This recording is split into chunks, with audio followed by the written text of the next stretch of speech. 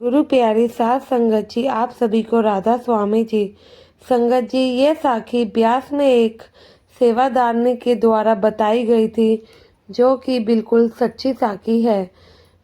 संगत जी, जो कि आप साखियाँ सुनते हैं, वह संगत की आप बीती होती है और सच्ची घटना पर आधारित होती है।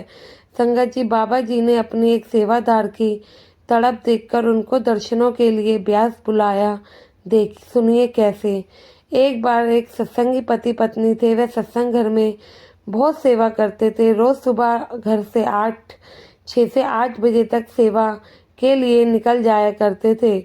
जैसे कि वे रोज दोनों सेवा पर जाते थे और बड़े प्यार से गुरु घर में सेवा करते थे।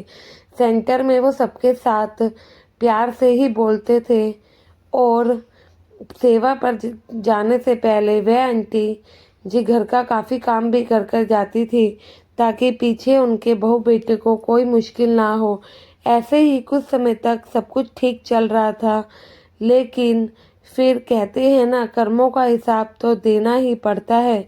उसके हिसाब से कौन बच पाया है। एक दिन अंकल जी का बहुत ही ज़्यादा बुरा एक्सीडेंट हो गया। उन्हें अस्पताल लेकर जाया गया। काफ़ी चोट आई। काफ़ी समय तक अंकल जी अस्पताल में एडमिट रहे। उसके बाद अंकल जी घर आए, जिसकी वजह से वह दोनों काफ़ी समय तक सत्संग घर नहीं जा सके। पर हर समय उनकी जुबान पर उस मालिक का शुक्र ही रहता था।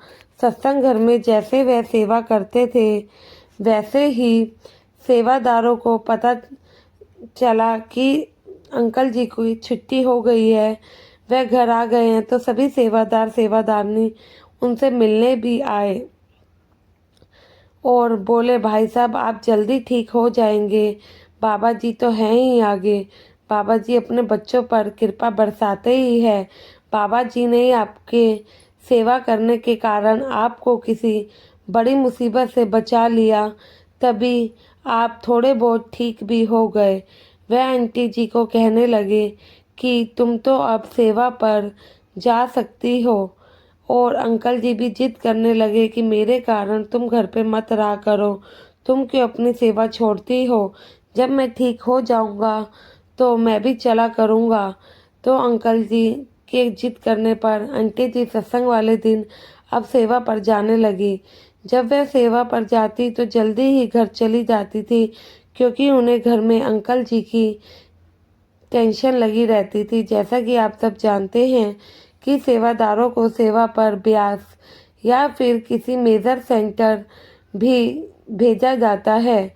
तो सिकंदरपुर, दिल्ली, रुद्रपुर कई सेंटर होते हैं, जहाँ की सेवादार जो कि साल में 2 से 3 बार बाबा जी के सत्संग प्रोग्राम होता है तो जाना पड़ता है। आंटी जी को सत्संग घर में उनकी जत्थेदारनी उनको ब्यास जाने के लिए कहती थी, तो आंटी जी कह देती कि भाई अभी मैं नहीं जा सकती हूँ, क्योंकि उनके हस्बैंड पूरी तरीके से ठीक नहीं हुए हैं। जब वे पूरी तरीके से ठीक हो जाएंगे तो ही वे अपना नाम किसी भी मेजर सेंटर के लिए 2-3 दिन के लिए जा सकती हैं। लेकिन जब तक अंकल को जी को थोड़ा आराम नहीं आएगा, वह नहीं जा पाएंगी। आंटी जी ने ब्यास जाने के लिए मना कर दिया, लेकिन अंकल जी के कहने पर उन्होंने बाद में अपना नाम लिखवा लिया।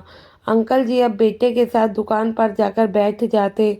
जब आंटी जी ब्यास के लिए स्टेशन जा रही थी, तो अंकल जी से दुकान पर मिलने चली गई। अंकल जी को राधा स्वामी बोला और कहा कि मैं ब्यास जा रही हूँ। तो अंकल जी रोने लगे और कहने लगे, मन तो मेरा भी है, वहाँ जाकर सतगुरु जी से कहना मुझे भी ब्यास बुला ले।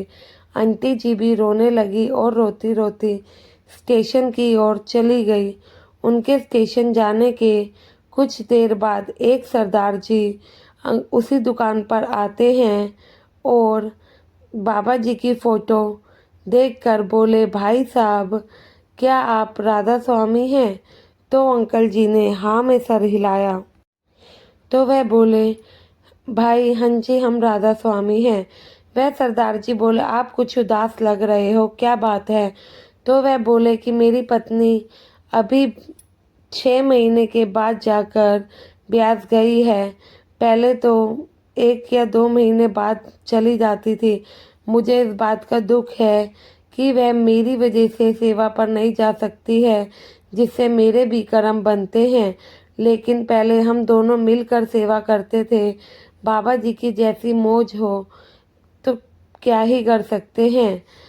फिर वह अंकल जी बताते हैं कि मेरा एक्सीडेंट हो गया और मुझे चोट लग गई थी। अब तो मैं ठीक से चल भी नहीं सकता, तो ब्यास क्या ही जाकर सेवा करूँगा। लेकिन इस बात का दुख जरूर है कि मेरी वजह से मेरी पत्नी भी सेवा पर नहीं जा पाती। फिर वह सरदार जी बोले, बस इतनी सी बात। शुक्रवार को सेंटर से ब्यास के लिए एक बुजुर्गों की बस जा रही है, आप उसमें अपना नाम लिखवा लो।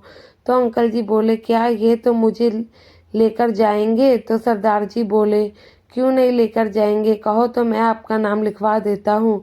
तो बाबा जी के दर्शन करने के लिए आप इतना तड़प रहे हो और उदास भी लग रहे हो, आपको वह ज़रूर लेकर जाएंगे। बाबा जी आप पे अपनी दया मेहर ज़रूर करेंगे, बाकी आप उन सदगुरु पर ही छोड़ दो। वह सरदार जी उन्हें अपना फ़ोन नंबर दे गए और कहने लगे कि आप इस पर फ़ोन कर लेना, और राधा स्वामी बोलकर चले गए। अंकल जी सोचने लगे, यह सरदार जी एकदम मेरी पत्नी के जाने के बाद कैसे आ गए? शायद यह सदगुरु जी हैं जिन्होंने मेरे अंदर की तड़प को देखकर मुझे ब्यास बुलाने के लिए ही मेरे पास आ गए हैं। वह और कोई नहीं है, मेरे प्यारे सदगुरु ही थे। यह बात अंकल अपने मन ही मन कहने लगे। वह शुक्रवार दोपहर को सदगुरु जी के दर्शन करने के लिए सत्संग घर में पहुँचे, तो वहाँ से वह बस से लुधियाना में गए। रात को लुधियाना रुके और वहाँ से सुबह 3 बजे ब्यास के लिए बस रवाना हो गए। बस में कुछ अटेंडेंस होती है जिन्होंने अंकल जी को पूरा ख्याल रखा और बस में ऊपर चढ़ने में पूरी हेल्प भी करी। उन्होंने उनकी मदद भी की। शनिवार सुबह ब्यास बुजुर्गों वाले पंडाल में पहुंच गए।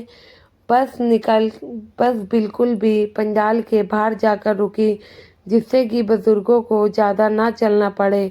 वहाँ पर बाबा जी ने कार में दर्शन दिए और वहीं बैठे बैठे बुजुर्गों को प्रसाद और पैक लंच भी मिला। उसके बाद पंडाल के पास ही उनकी बस आ गई और जो कि वहाँ के सेवादार थे, उन्होंने दोबारा से वापस से सभी बुजुर्गों की बस में चढ़ने में पूरी मदद करी और अंकल जी की भी मदद की। बस बाकी बुजुर्गों को हाथ पकड़कर बस में चढ़ाया जाता है। जो ज़्यादा नहीं चल सकता उनको व्हील चेयर पर भी बस तक ले जाया जाता है। बाबा जी के सेवादार जो इतने लगन से बाबा जी की सेवा करते हैं, तो बाबा जी उन पर अपनी कैसे कृपा ना बरसाएं।